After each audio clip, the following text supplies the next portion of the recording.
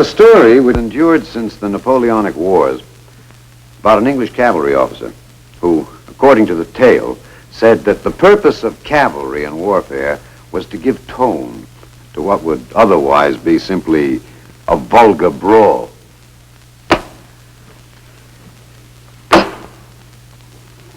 The cavalry trooper in the United States Army was always, from the beginning, a magnificent fighter, and the cavalry itself a magnificent service.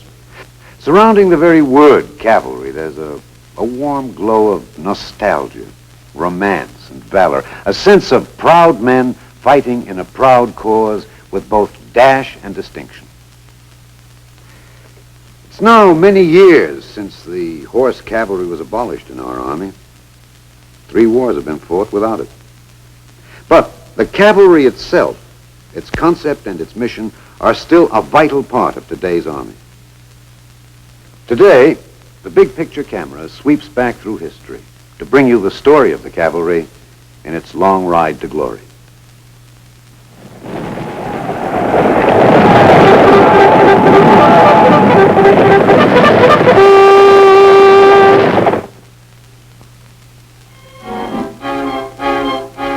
The story of the U.S. Cavalry threads through our nation's history from its opening pages. This is a salute to those valiant mounted warriors. From the beginning, the cavalry was part of the ragged and untried Continental Army, which secured the dream of independence for the young nation. It was a small force, however, and it did not really come into its own until the southern campaigns toward the end of the war. Then at Kings Mountain and Cowpens, and in a series of other mounted battles, small bodies of regular cavalry routed the British and helped turn the tide of the war.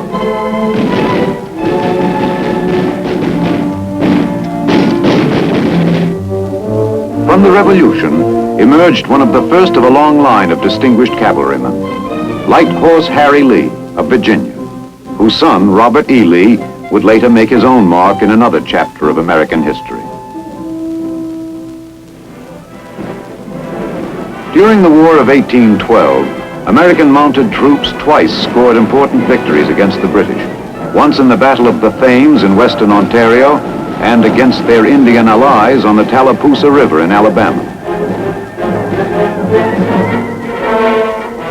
The war with Mexico, which followed the admission of Texas into the Union, was a cavalry war, particularly with the invasion of the Mexican territories of New Mexico and California, which extended the nation's boundaries to the coastline of the Pacific. The mounted warriors in this conflict fought with a magnificence which prompted their commander to tell them, "You have been baptized in fire and blood and have come out steel." The growing nation now stretched across the western prairies. Settlement of the land was violently resisted by the hostile Indians, who made war on the pioneers carrying civilization to the buffalo lands. It now became the task of the hard-riding and hard-fighting cavalry to make the westward creeping frontiers secure.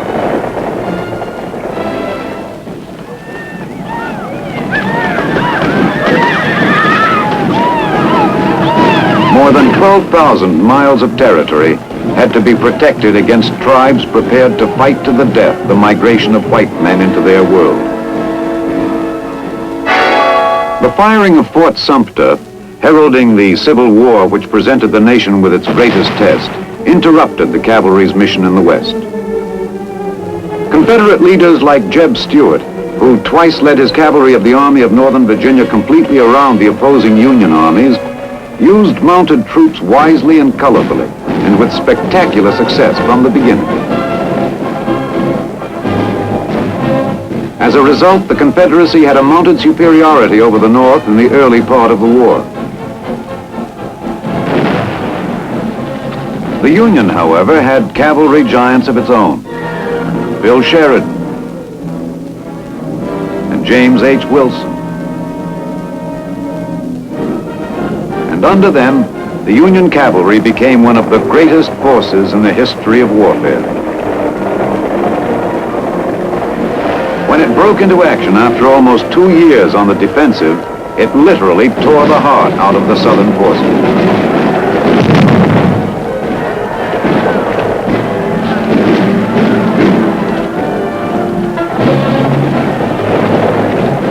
The cavalry of both armies, Union and Confederacy, fought with daring and distinction, and with imagination. Together they developed a new concept of cavalry warfare, which took fullest advantage of the cavalry's potential for speed and mobility, completely revolutionizing strategy and tactics which had always before characterized mounted action.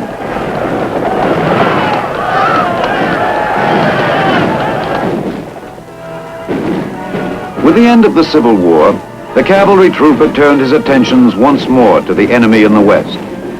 While the divided nation had been struggling for survival for 4 years, the Indian tribes, taking advantage of the conflict, had loosed a fury of attacks against the settlements in the West. There followed almost 3 decades of terror and bloodshed on the plains. Many heroic names from cavalry lore emerged from this period, but none more enduring than that of Major General George Armstrong Custer. His defeat at the hands of a horde of screaming Sioux and Cheyenne braves near the Little Bighorn River has symbolized to generations of Americans the cruel character of the Indian wars in the West.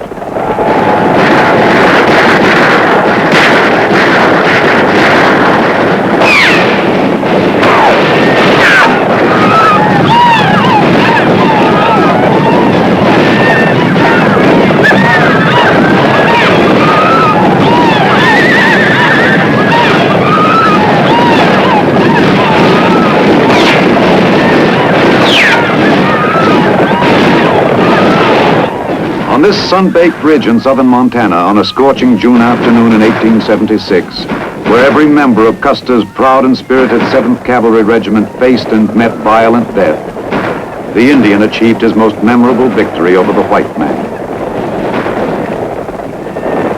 Skirmish followed skirmish in those lusty and troubled years. The whole savage West was aflame.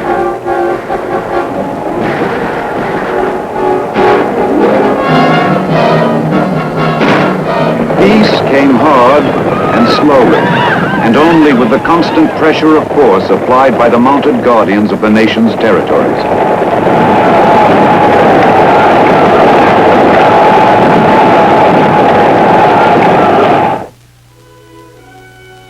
By the turn of the century, the bloody work of the trooper and his steed was over in the West.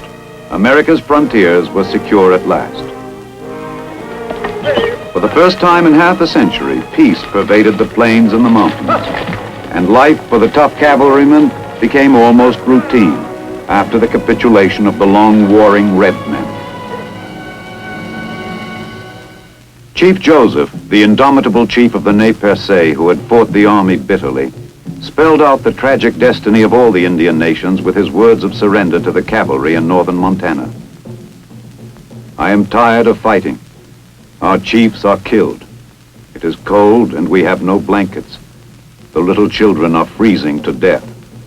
My people have run away to the hills. Hear me, my chiefs. My heart is sick and sad. From where the sun now stands, I will fight no more forever. The next great chapter in cavalry lore bears the indelible imprint of one man, Theodore Roosevelt, whose first United States Volunteer Cavalry, or Rough Riders as they were called, captured the public's imagination and romantic attention with their courageous charge up San Juan Hill in the Spanish-American War. What was to be the last campaign of the old cavalry came in 1916, with the punitive expedition across the border into Mexico to pursue the bandit Pancho Villa, who had wreaked destruction on American lives and property near the border. No one could know, for history does not reveal itself as it is happening, that the proud formations which gathered here for the long, daring ride into the teeth of the danger that lay waiting would be making the United States Cavalry's last great mounted ride in combat. That here on this desert stage, the mounted traditions which stretched back to the winning of the Republic would be played out in a final pageant. But although none could know it, least of all the troopers themselves, They rode and they fought as if they realized they were waging this last historic battle for history's records.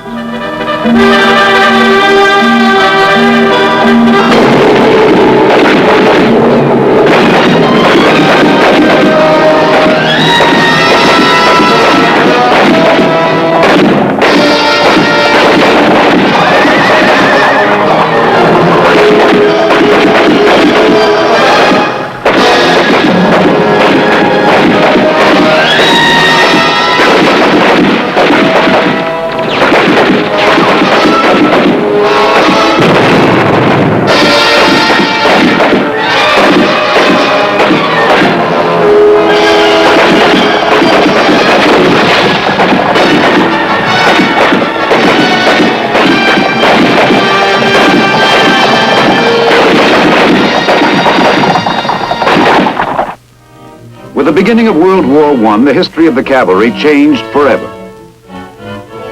A regiment of cavalry troopers and horses landed in France with the American Expeditionary Force.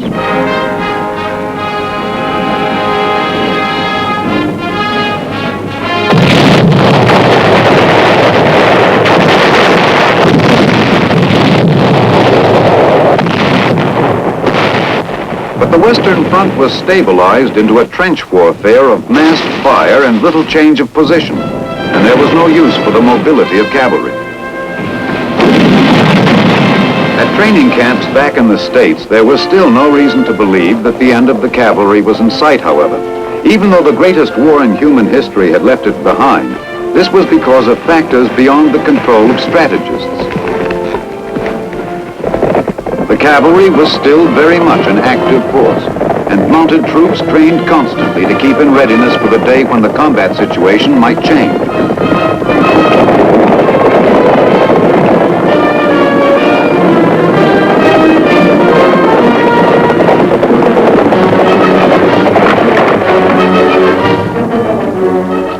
So the training went on unceasingly, training in all the qualities which had made cavalry indispensable: maneuverability, movement, horsemanship.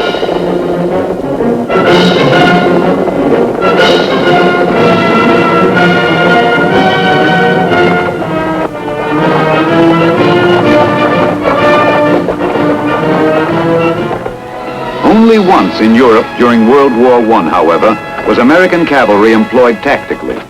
For the most part, instead of fighting with the esprit and dash which had distinguished it in so many other wars, the cavalry in Europe was left with the unfamiliar task of running various remount stations.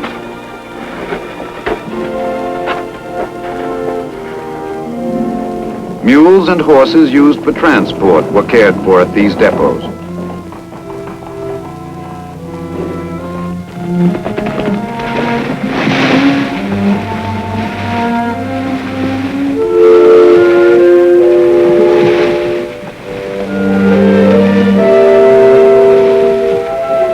The horse himself, proud steed bred to the thrill of excitement, became for a while a messenger, a carrier of supplies, for whom the bugle call to battle no longer sounded.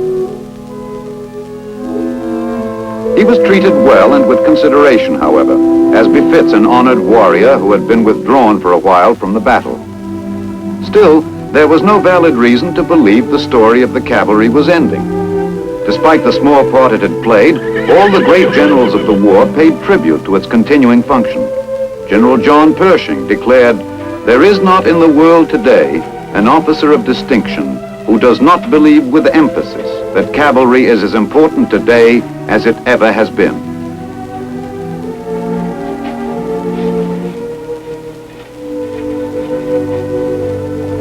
So, with the end of World War I, the pride and the polish of the cavalry remained undiminished. Colorful and aggressive, it continued to train devotedly in its traditional role of the Army's mobile arm, the antennae of a striking force.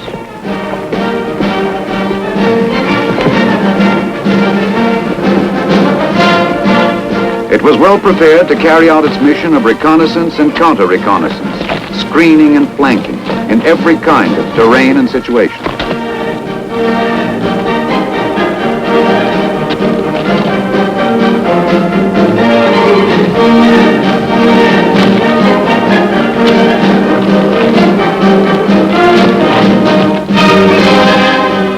cavalry kept alive the disciplines and the skills and the élan which were the soul of the mounted tradition.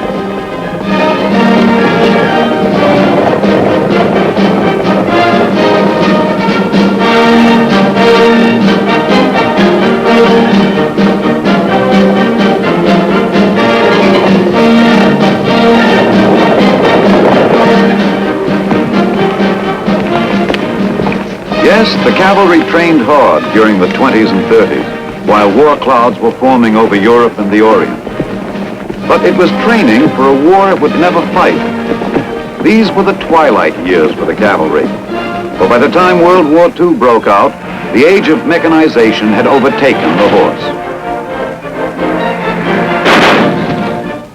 German panzer divisions overran northern Europe, crushing all resistance under a rolling mass of steel and fire.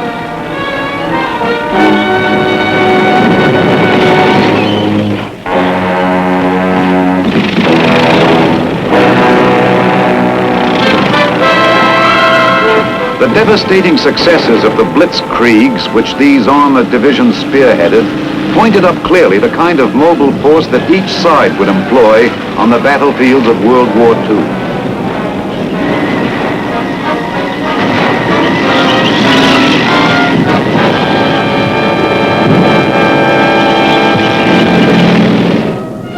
The United States Army adopted the armored force as its new mobile arm. Under the direction of such old-time cavalrymen as General George S. Patton in Europe, it launched its spectacular drives into the heart of the enemy's country. On the other side of the world, cavalry troopers received their baptism in a new kind of warfare.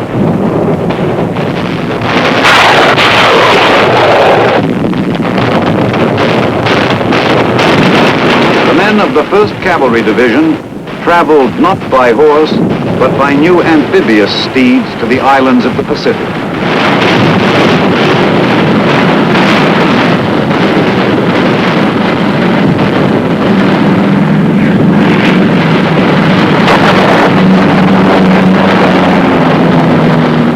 The division, whose history reaches back to the winning of the plains, was the only cavalry division to remain intact during the war, but it fought dismounted as infantry.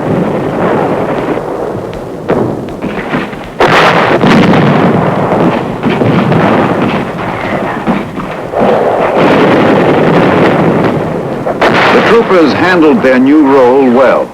They fought with a courage that did justice to the reputation established by their mounted comrades of an earlier age.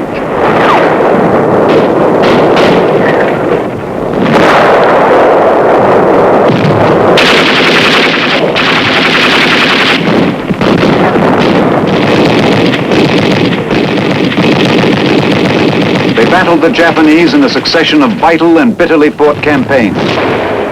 Los Negros, Leyte, Luzon,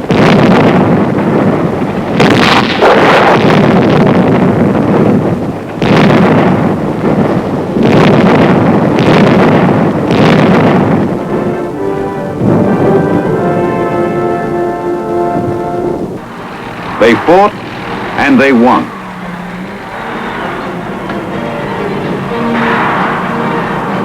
And with peace, they moved on into the capital of the enemy's homeland.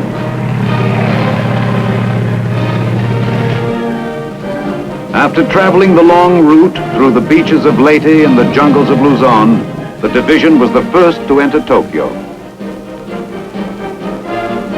It was a proud climax to a valorous performance as tough as any in cavalry history. The fighting spirit of the cavalrymen had endured and emerged once more victorious.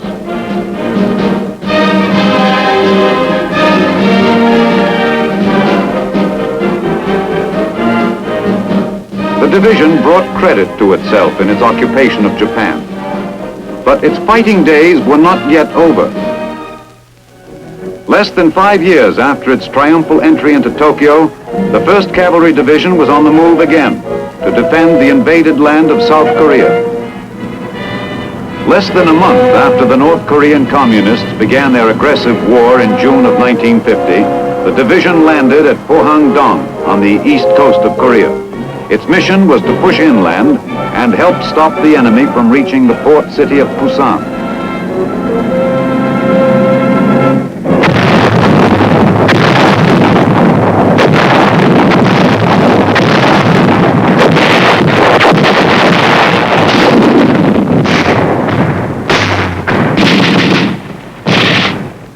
Dismounted once more, they fought with the same distinction they had shown in World War II.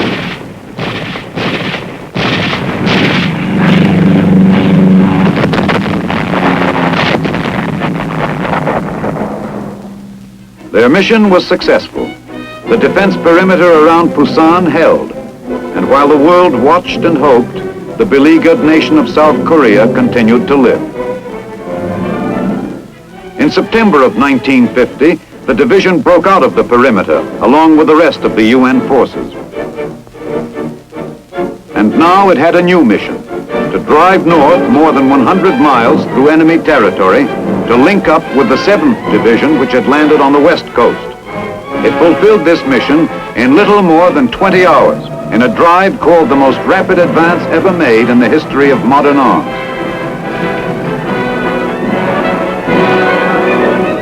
The inheritors of the legend of the Little Bighorn pushed north across the 38th parallel, and the cavalrymen who had in World War II achieved the distinction of being first into 2 enemy capitals, Manila and Tokyo, now set themselves to the task of adding another first to their record, Pyongyang, the capital city of the North Korean aggressor.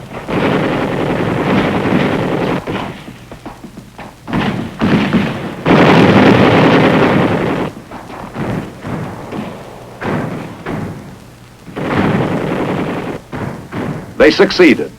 This victory, too, was theirs. And with the collapse of the North Korean enemy, symbolized by this capture of his strongly held capital, the hope for peace grew bright again.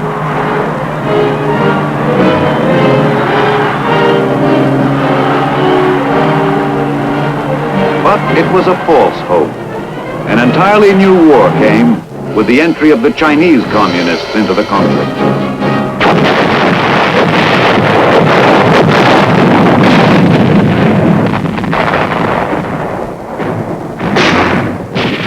Korea added many names to the division's roster of memorable battles. Its last big action was a series of sustained assaults on famed Old Baldy and the vital hills around it, which in enemy hands threatened the United Nations supply line.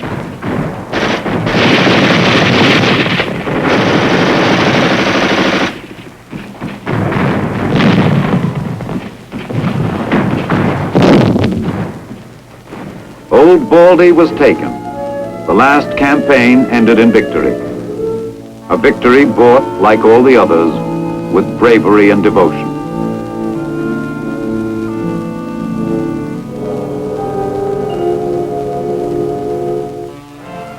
When the fighting was over for the weary men of the division, they returned to Japan. The last in a long and gallant line of cavalrymen who had fought their nation's wars with distinction. The inheritors of a tradition which reached back to the earliest pages of the American past, the cavalry. But through 2 wars, cavalrymen had fought dismounted, and now the word cavalry existed only as a name and a noble memory, or so it seemed. So it would seem indeed. No more can be heard again the creak of saddle harness in battle. The horse has retired forever from the field of combat. The few horses that remain in the Army are stationed at the old cavalry post of Fort Myer, Virginia. The old ones bask in the sun after years of service. Younger horses are still drafted for service, not the exciting service that their forebears knew, but duty of signal honor nonetheless. They belong, along with the men who ride them and care for them, to the Honor Guard unit of the 3rd Infantry Regiment. Theirs is the job of transporting America's heroic military dead to their final resting place. They are proud symbols of an army that has gone.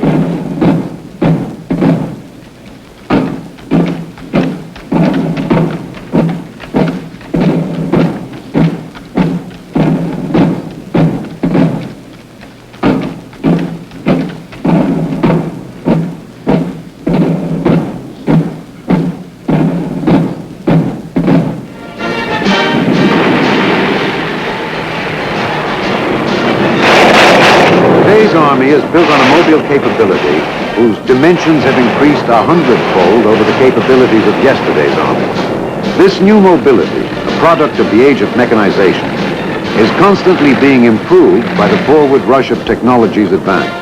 Combat forces can travel with greater speed over greater distances with greater protection than even the strategists of a generation ago might have believed possible. Developments in firepower and communication have matched the advances in this ability to maneuver. The result is an army equipped and prepared to fight any kind of combat, under any kind of conditions, on any kind of terrain or locale. An army no longer imprisoned by factors of environment or distance. There is no place in such an army for the old horse cavalry. But wherever men fight with courage and dash, there will be a place for the spirit of the charge. For honorable traditions do not die easily, nor do historic missions which have proved themselves indispensable in warfare.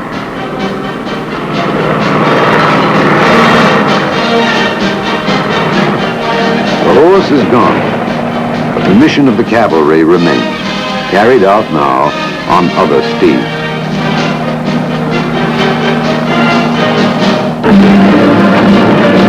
Techniques change, but traditions endure. And the traditions of the men who won the West, who died with Custer, who rode with Stuart and with Sheridan, who found glory at the charge and wrote history with their spirit, are too deeply embedded in the fiber of America ever to be lost or forgotten. Traditions endure. The hoofbeats of the cavalry thunder still in the memory of living men. And they echo and will echo forever in the mind of the nation. From the horse to the air. A long ride and a colorful one. The cavalry's long ride through the nation's history, and that of the army which secured it and guards its peace and its power today.